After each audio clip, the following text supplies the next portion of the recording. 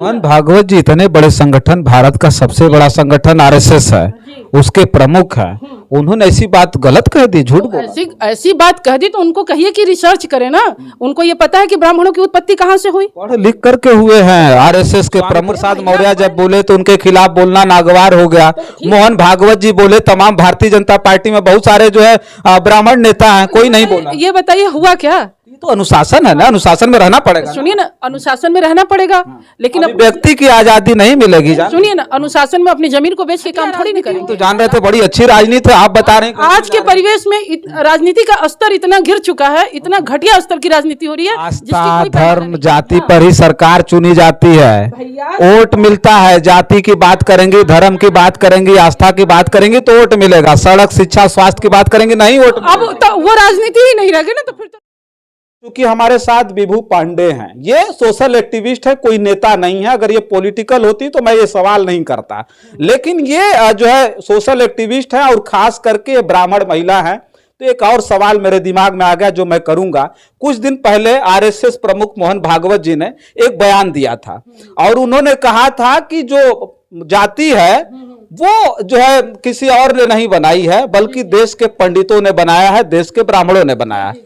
और पंडितों ने जाति बना करके कहीं ना कहीं देश का बेड़ा गर्क कर दिया, जिससे पता नहीं कई वर्षों तक ये देश गुलाम भी रहा है। पूरा के पूरे जिम्मेदार ब्राह्मण समाज के लोग हैं और ब्राह्मण हैं आप, इसलिए ये सवाल कर रहे हैं। क्या कहेंगे आप?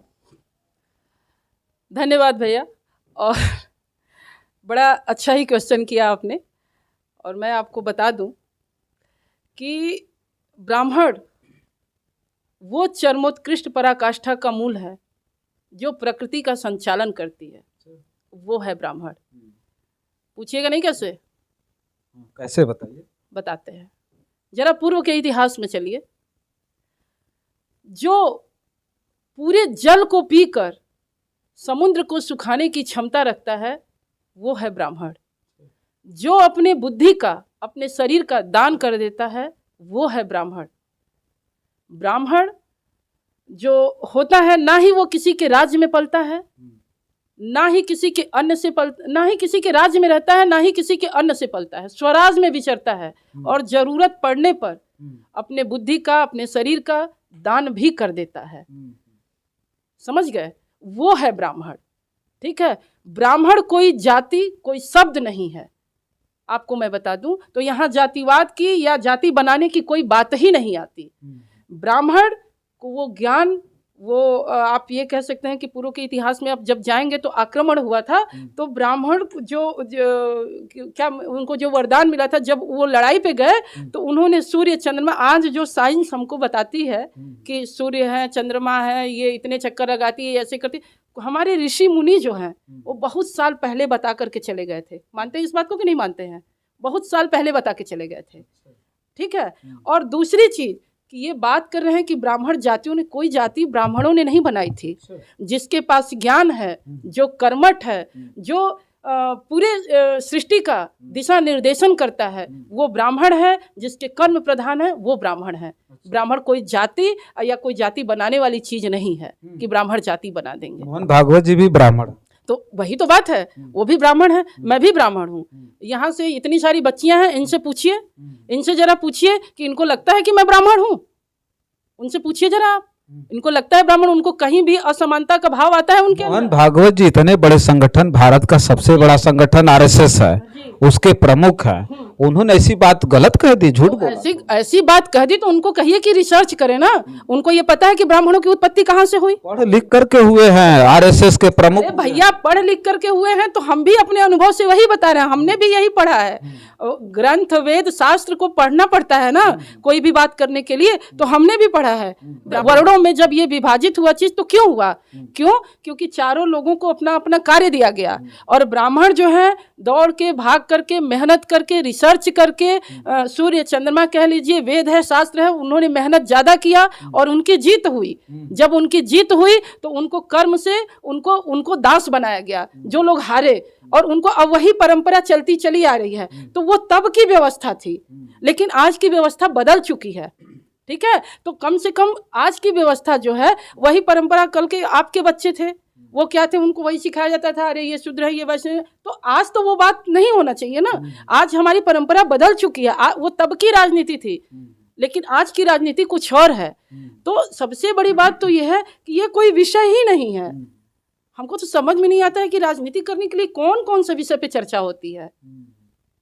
देखिए जो है हम बात कर रहे थे, बहुत सारी चर्चाएं हुई। एक सवाल और करेंगे आखिर में ये सवाल करेंगे कि जो है, चूंकि हमने बहुत सारे पॉलिटिकल लोगों के साथ भी हमने सर्च किया, आपको सर्च करके हमने देखा तो कहीं प्रियंका जी के साथ हैं, तो कहीं किसी के साथ हैं, सोशल एक्टिविस्ट हैं, तमाम लोग मिलते रहते हैं। आने वाले समय में राजनीति में आने का मन है कि नहीं है, और राजनीति, आज की राजनीति को आप कैसे देखते हैं? चूंकि कारण है कि राजनीति में महत्वाकांक्षा का खेल है, लोग बहुत महत्वाकांक्षी हो गए, स्वार्थ का खेल है, यहाँ स्वार्थ में कोई किसी को कुछ भी बोल दे रहा है। तो पहले की राजनीति और आज की राजनीति में बड़ा अंतर हो गया है। तो राजनीति में तो जाने का मन होगा, जरूर होगा, चूंकि आप सोशल वर्कर हैं। एक मिनट और सुन लीजिए, आज की राजनीति को किस नजरिए से आप देख रहे हैं? भैया पत्रकार, मैं पहले आपको ये बता दूं कि राजनीति में आप जाना चाहती हैं या नहीं, या राजनीति के प्रति आपका क्या सोच है। ये मेरा कोई कसम नहीं है। अगर किसी पार्टी से ससम्मान मुझे बुलाया जाता है या ससम्मान मुझे राजनीति करने का अवसर प्राप्त होता है तो जाएंगे, उसमें कोई दिक्कत नहीं है। ये मैं खुल के बोलती हूँ। मौका मिलने पे चौका लगाएंगे, लेकिन नहीं, चौका नहीं लगाएंगे। लेकिन जहां मेरे सम्मान का हनन होगा और जहां मेरे वक्तव्य का हनन होगा, वो राजनीति मेरे किसी काम की नहीं है। मैं दब के और झुक के राजनीति नहीं कर सकती। पार्टी का अनुशासन उसमें तो रहना पड़ेगा। पार्टी का जो अनुशासन होगा वहां उस अनुशासन का पालन तो करना ही होगा, हर कोई करता है। लेकिन जहां गलत होगा पार्टी का भी विरोध करेंगे। कैसा अनुशासन करेंगे, कैसा अनुशासन करेंगे? स्वामी प्रसाद मौर्य जब बोले तो उनके खिलाफ बोलना नागवार हो गया। मोहन भागवत जी बोले, तमाम भारतीय जनता पार्टी में बहुत सारे जो है ब्राह्मण नेता हैं, कोई नहीं बोला। ये बताइए हुआ क्या? तो अनुशासन है ना, अनुशासन में रहना पड़ेगा। सुनिए ना, अनुशासन में रहना पड़ेगा, लेकिन व्यक्ति की आजादी नहीं मिलेगी। सुनिए ना, अनुशासन में अपनी जमीन को बेच के काम थोड़ी ना करेंगे। राजनीति ज्वाइन करने का मतलब हम किसी के गुलाम थोड़ी ना हो गए हैं कि हम अपना विचार नहीं रख सकते हैं। हमारे भी जैसे दूसरे बड़े नेताओं के विचारों का सम्मान, वैसे हमारे एक सदस्य से ही तो व्यक्ति बड़ा नेता बनता है। पहले तो जब वो ज्वाइन करता है तो आम सदस्य ही तो रहता है, तो एक आम सदस्य से ही व्यक्ति बड़ा नेता बनता है।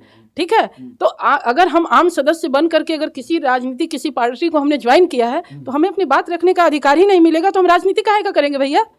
कैसी राजनीति करेंगे ये बताइए? राजनीति करने के लिए हमको अधिकार चाहिए, तो हम व्यक्ति की आजादी चाहिए। तो राजनीति करने जाएंगे किसी पार्टी में, व्यक्ति की आजादी नहीं होगी तो नहीं करेंगे। अच्छा, नहीं करेंगे। अच्छा। हमको वैसी राजनीति चाहिए ही नहीं। हम स्वतंत्र हैं और भारत का प्रत्येक व्यक्ति स्वतंत्र है और उसको इतनी तो आजादी होनी चाहिए। तो हम स्वतंत्र देश की स्वतंत्र नारी हैं। अच्छा। और ये सारी हमारी जो बहनें खड़ी हैं, ये सारे लोग हमारे साथ हैं। और मुझे ये लगता है, और दूसरा सवाल आपने ये भी कहा कि आज की राजनीति से आप कितनी खुश हैं। सबसे पहली बात बता दूं, मैं धिक्कारती हूं आज की राजनीति को। मोदी जी के संसदीय क्षेत्र में कोई क्षेत्र है, कोई क्षेत्र है नहीं, बहुत विकास हुआ है, बहुत ज्यादा विकास। भैया आपके मेरा क्या पूछिए, लड़कियों से इनका क्या विकास हुआ है? बनारस की चमचमाती हुई सड़कें हैं, ओवर भी पार्टी की बात कर रही हूँ। आप एक बात बताइए, कैसी राजनीति है आज की? राजनीति देख रहे हैं किस गर्त में चली जा रही है। आज के परिवेश में जो इतनी घटिया राजनीति, हम तो जान रहे थे बड़ी अच्छी राजनीति है, आप बता रहे हैं आज के परिवेश में राजनीति का स्तर इतना गिर चुका है, इतना घटिया स्तर की राजनीति हो रही है जिसकी कोई पैमाना नहीं है। पूछिए कैसे आप बताइए? जहाँ पे इनसे पूछिए, जहाँ पे बेरोजगारी की, शिक्षा की और गरीबी की, महिला सुरक्षा की, कृषि की, भूखमरी की बात करनी चाहिए, वहां पे हम बात किस चीज की कर रहे हैं? आस्था की, धर्म की, चौपाई की, छंद की, भगवान की, जाति की, वहां पे हम ये राजनीति कर रहे हैं। खींच कर, घसीट घसीट कर राजनीति कर रहे हैं। आप एक बात बताइए, और इससे थोड़ा बहुत समय बचता है तो अभिनेत्रियों के भगवा रंग पहनने पर भी राजनीति कर लेते हैं।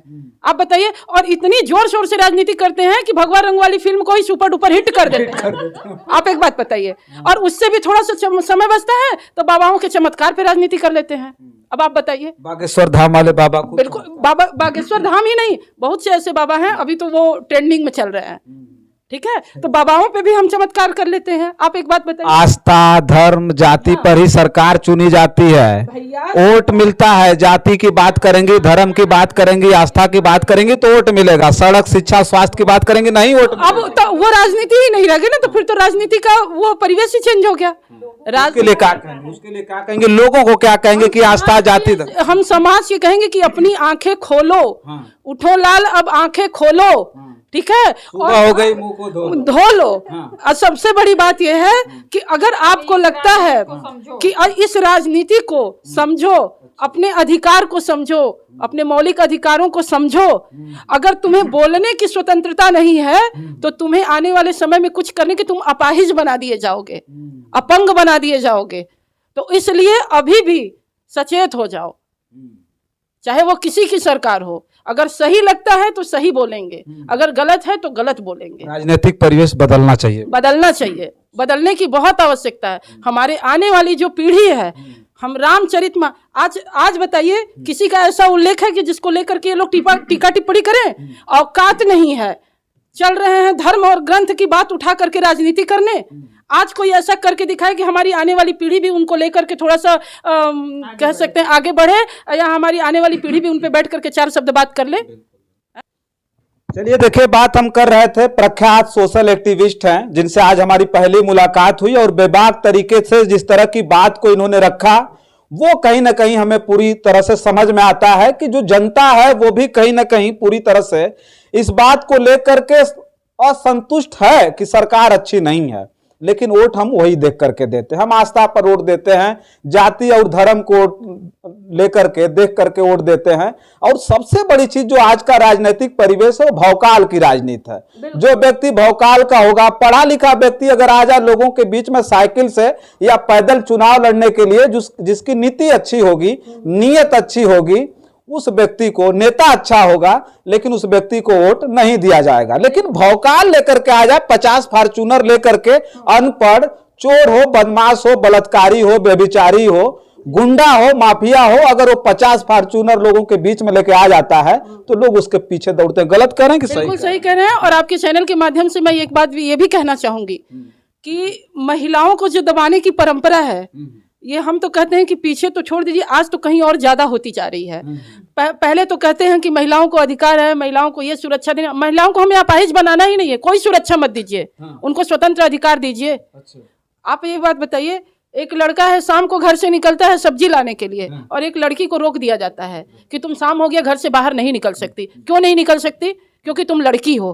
क्यों उनके अंदर ये बात डाली जाती है? क्यों हमें खुल करके बाहर निकलने की आज़ादी नहीं? तो पहले इस चीज़ को दूर करें ना कि हमें सुरक्षा और स्वतंत्रता, सुरक्षा दे करके और ये आरक्षण दे करके फला ढिमका कर करके हमको कमज़ोर बनाने की क्या ज़रूरत है? हमें उतना मजबूत बनाए अंदर से। दूसरी चीज़ कि आप जो ये बात अभी बोले हैं, ये बात सच है कि भौकाल की राजनीति हो गई है।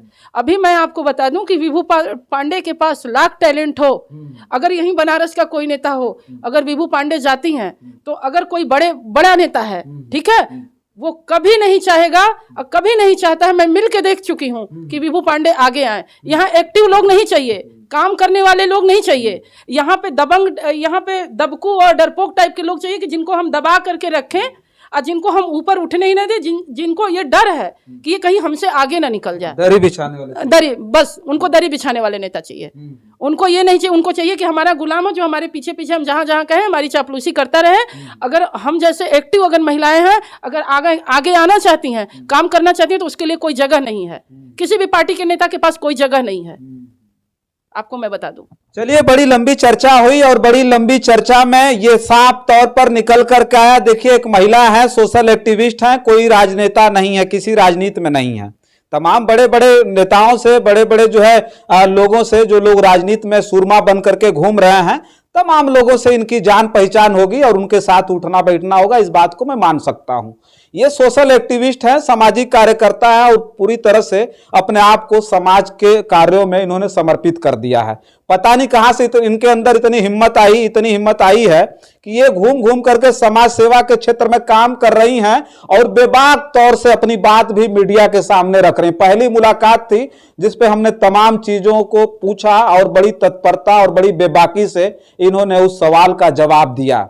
जवाब किस तरह का था, क्या था, इसको कमेंट बॉक्स में आपको अगर समझ में आएगा तो लिखिएगा जरूर। और हम भी इस बात की प्रतिक्रिया में एक बात जरूर कहना चाहते हैं कि लड़कियों को जो केवल 4 दीवारियों में कैद करके रखा जाता है, उनको केवल चूल्हे और चौके के लिए इस्तेमाल किया जाता है, उन बेटियों को उड़ने दीजिए। क्योंकि पतंग को अगर बक्से में बंद करके रखेंगे तो उसका महत्व कुछ होगा नहीं, अगर उसी पतंग को आसमान में उड़ाएंगे तो वो आसमान छुएंगी। उसी तरह से देश की बेटियां हैं जिनको 4 दीवारियों में बंद करके रखना कहीं ना कहीं देश को गर्त में धकेलने जैसा ही है। तो उन बेटियों को उड़ने दीजिए, निकलने दीजिए। विभू पांडे से हमारी बात हो रही थी, हमने तमाम राजनीति से लेकर के सामाजिक चीजों पर चर्चा की। कैसा लगा कमेंट बॉक्स में एक बार मैं फिर कह रहा हूं, लिखिएगा जरूर। और तमाम खबरें लेकर के आपके बीच में उपस्थित होंगे। तब तक के लिए देखते रहिए जन आदर्श भारत। मैं हूं रजनीश, कैमरे के पीछे है मोहम्मद आदिल। बहुत बहुत धन्यवाद।